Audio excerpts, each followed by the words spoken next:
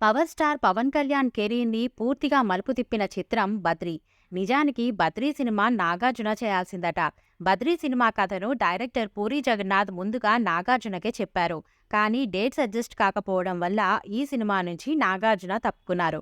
దీంతో ఈ స్టోరీ పవన్ వద్దకు వెళ్ళింది. అయితే బద్రీ సినిమా క్లైమాక్స్ మార్చి తీసుకురావాలని పవన్ కండిషన్ పెట్టారట.